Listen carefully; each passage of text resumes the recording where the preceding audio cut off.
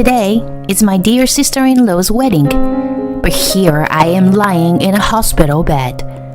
On the way to the venue, I got into a collision with a car that ran a red light. Why does this have to happen on such an important day? I rarely ever get into accidents. Amidst all this, I received an angry call from my husband. Where are you now? I had an accident, and I am at the hospital. What? It's my sister's big day. Do you understand that? I understand, but... Shut up. Listen to me. You crawl if you have to, but you must attend. Got it? Yes. I told the doctor, who tried to stop me about the situation, and headed to the venue in a taxi in my battered state. When my husband noticed my presence, he criticized me in my hospital gown. What the heck are you wearing? Are you trying to ruin my sister's big day? You really are a loser. I'd just been thinking that maybe I shouldn't have come at all, when things unexpectedly took a turn. My name is Nora, and I am 33 years old. After graduating from technical school, I obtained a qualification as a wedding planner and now work for a bridal production company, supporting weddings.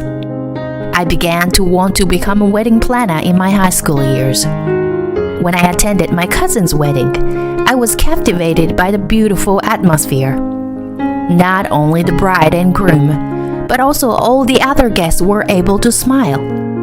When I found out that there was a job that could create such an atmosphere, I began to want to work in that field. My long-cherished dream has come true, and I am now doing the job I have always wanted to do. There are people who have many meetings before the wedding, and there are those who leave everything to us. Among the various couples, I always try to make it the best wedding for them.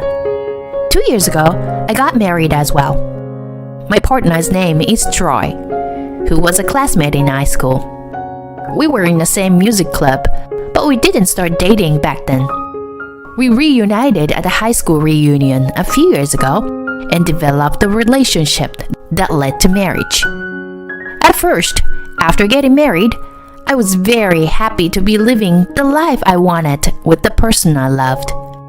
However, now that 2 years have passed since their marriage, my true feelings have changed. I think that I should not have gotten married. This feeling started in the first year of our marriage. Although we had small arguments on a daily basis, there were times when we didn't talk to each other all day long. One day, I had to work overtime, which was unusual, and came home after 8 p.m. Before leaving the workplace, I checked my smartphone and saw that my husband had called me dozens of times. I called him back, but there was no sign of him answering. When I became anxious and hurried back home, there he was, lying on the sofa. I ran to him, worried, and called out to him, "Hey, Troy, are you okay?" Huh? What do you mean? Well, I saw a bunch of missed calls from you, so I thought something might have happened. What? Don't you know why I called you? My husband is staring at me in a bad mood, and eventually, he started fizzling out of frustration. I couldn't help but sense his irritation. I had no idea why my husband was so angry. Did I inadvertently do something to upset him? With that thought in mind, I asked him hastily, "Hey, did I do something? Did I do something to make you so angry?" Huh? It's because you came home late. You are a wife, but you prioritize your work over your husband? Troy? My voice trembled, involuntarily, as I saw my husband's demon-like expression. It was the first time I had ever seen him like this, so I didn't know how to respond. Ignoring my fear, my husband clicked his tongue intentionally and gave me a disdainful look, then spoke to me roughly as if he couldn't be bothered. Listen, you don't have enough awareness as a wife. I married a woman like you who's nothing special. You should be grateful to me. Troy, what are you talking about? We got married because we love each other. There is no way that's true. I only talked to you at the reunion because you had a better face than most. What? That's a lie, right? It doesn't matter. You ended up falling in love with me anyway. Well, I thought you were more capable of doing household chores. But that was a miscalculation. That's terrible. What do you think of me? I'm not your housekeeper. It sounds like my husband is giving a cold, menacing glare as I try to argue back with him. I was visibly shaking, and he seems to be looking down on me. Listen, you are in the position of someone who was married off. Therefore, you should be grateful to me. Got it? What? We're not an equal couple? That's just on the surface. I didn't really fall in love with you or anything like that. Then what's the point of being married? Let's get a divorce right now. Are you sure about that? Your parents were happy about this marriage, weren't they? Plus, you get along well with my family. Can you really just decide to get a divorce all of a sudden like this? As my husband uttered those words, my chest tightened with a strong grip. He was right. My parents were overjoyed with our marriage, and his parents also treated me like their own daughter. Even his sister adored me. Could I really make them all sad with my selfish feelings? I couldn't hurt the people who cared for me. My husband knew my kind-hearted nature well, and that was why he could make such a strong statement. He was taking advantage of my kindness. His arrogance angered me, but I didn't have the courage to stand up to him. Since then, my husband treated me like a housekeeper. If I came home late, he complained. And if I wasn't prepared for meals or bath on his schedule, he would yell mercilessly. He even threw things at me when he was in a bad mood. Every time he did that, I poured out my thoughts and feelings into my diary. I wrote down what he did and said, and how I felt at the time. By recording these events in detail, I was able to calm my emotions. This kind of married life continued for 2 years. I had gotten used to it, but my heart was still worn down.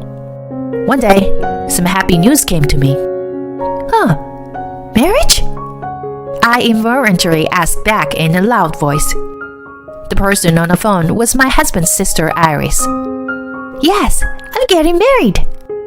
Iris happily told me over the phone. Oh, congratulations, Iris. I'm so happy for you. Thank you very much. And there's something I want to ask you, Nora. Something you want to ask me? I'll do anything I can for you. Actually, we haven't decided on a wedding venue or anything yet. So I really want to consult with you as a wedding planner. With me? Of course. I'll be glad to do it. Really? Thank you, sis. I love you. The next day, I started to carve out time for my beloved sister-in-law and began to plan her wedding. I knew well that there should be no difference in how I treated my clients, but I still wanted to provide the best wedding possible for Iris, who I cared about deeply. After about 5 months, the preparations for the wedding were completed without a hitch. I don't work at the wedding venue, so my job as a bridal production company ends here. But this time, I can attend the wedding ceremony that I supported as a relative.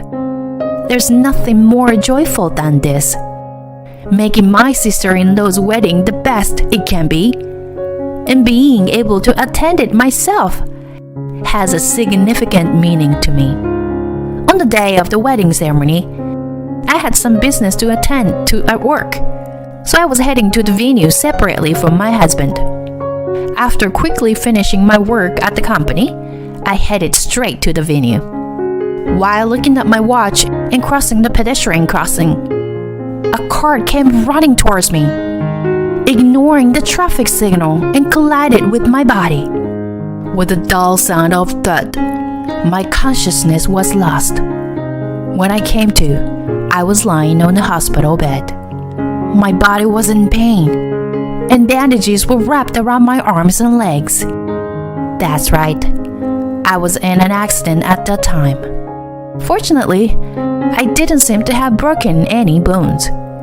However, there is a dull sensation in my right foot, and I cannot move it well.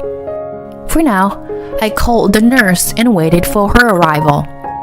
The nurse confirmed that I had awakened and called the doctor. You're Nora, right? Do you remember colliding with the car that ran a red light at the intersection? Yes, I do. It was a dark green car, I believe. Yes, that's correct. Fortunately, you didn't suffer any serious injuries. That's great news. The numbness you're feeling in certain area should improve gradually with physical therapy during your hospital stay. I see. Thank you very much. The doctor leaves the room, and I laid back down on the bed. It's then that I remembered something important. Wait, isn't today Iris's wedding? As I search through my bag for my phone, it starts ringing. Hey, Nora! Where are you and what are you doing? Frantically responding to the call, my husband shouts at me over the phone. Iris's wedding is about to start, you know. Troy, thank God you called. Honey, it's perfect timing. Actually, I got into an accident on my way to the wedding. What? An accident? Yeah, so I don't think I'll be able to make it today. My husband yelled at me, as if my words were a nuisance. His voice was piercingly loud. Don't you dare mess around. Today is my sister's big day. You know that, right? I know, but right now... What? Shut up. Listen, even if you have to crawl, you're gonna attend the ceremony. Got it? But... I realized that there was no point in explaining further, since he wouldn't listen anyway. Talking to him would be futile. I felt our marriage crumble before my eyes, and I became aware of this. I had had enough. Normally, I wouldn't be able to attend the ceremony in my current state. However, I desperately wanted to be there for Iris's wedding. But if I did attend, would it mean we would continue in this deteriorating marriage? As I pondered this question, I slowly got out of bed, grabbing my bag, and left the hospital room. As I stumbled down the hallway, a nurse stopped me as expected. I explained the situation to my doctor and managed to hail a taxi in my battered state. 30 minutes later, I arrived at the wedding venue, and people began to stir at my appearance. That was when I finally realized that I had come to the ceremony in my hospital gown. However, there was no time to change now. I decided to quietly sit in a corner until the ceremony began. As I sat on my chair, thinking about this, I heard someone call my name. Nora! My husband runs towards me with a demonic expression on his face. He looks down at me and says coldly, What the heck are you wearing? Are you kidding me? I'm not kidding. I came here in a hurry from the hospital, so I ended up in this outfit. Don't talk back to me. Come on. It's supposed to be the big day for Iris. And you're ruining the mood with your ugly face. I'm sorry. Seriously. Listen, you are not allowed to say a word today. Just behave yourself. Got it? Oh, okay. As I nod, my husband looks down on me with a triumphant expression. I thought to myself that I would have been better not to come in the first place if it was going to be like this. That's when Iris, her face red, appeared. Hey, Troy! What was that just now? Troy notices her and asks, Oh, Iris, what's wrong? Are you ready? Never mind that. Just answer me. What was that conversation just now? Why is Nora in such a state here? Listen, she got into an accident on her way here. She's so clumsy. But don't worry, I made sure to bring her to the venue for you. Huh? An accident? Is it true, Nora? I slowly nod at my sister-in-law staring at me. And then her face turns red as if on fire, and she hits my husband with all her might. With a dry sound of a slap, my husband's head tilts.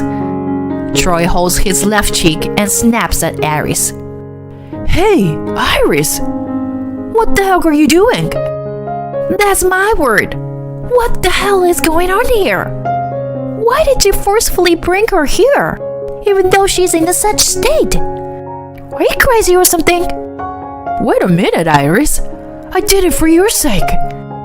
How is this for my sake? My beloved sister is in such a terrible state. Did you think that I would be happy seeing her like this? Well, that's... My sister-in-law gives my husband a piercing glare, and Troy flinches at her intense gaze. I can't believe my own brother would do something like this. It's inhumane.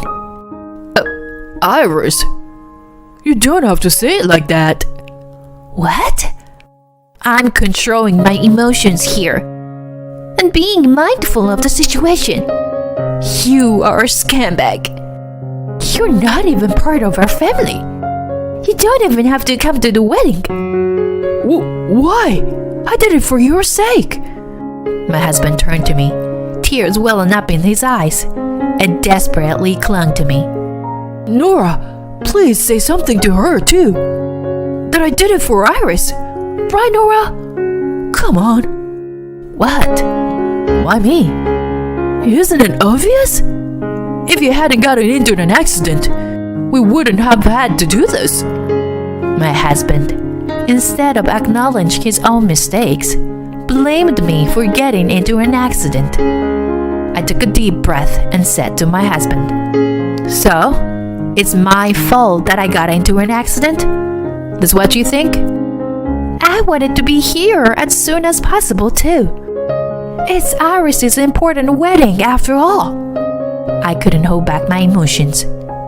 Despite that, instead of comforting me, you told me to crawl over here. What do you think I am? Some kind of joke? Well, that's... I don't need you to tell me. I care about Iris and wanted to participate in the wedding from the beginning. That's why I listened to your stupid demands and crawled my way over here. Calm down. It's a wedding today. We can talk later. Shut up. I can't forgive you for trampling all over someone's feelings like this on a day like today. I have no intention of continuing to be married to a person like you any longer. I'm not your maid.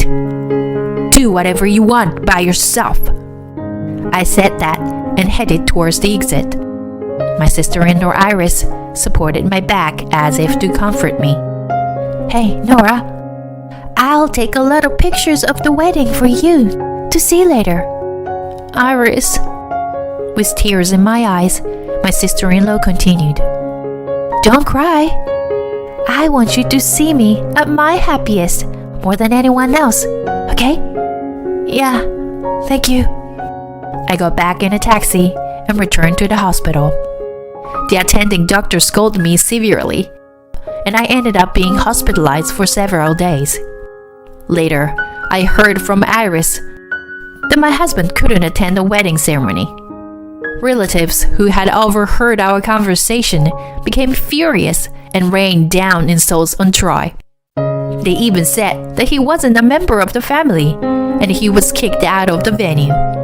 With encouragement from Iris, I decided to divorce my husband. The diary where I had written down his harassment turned out to be advantageous for the divorce.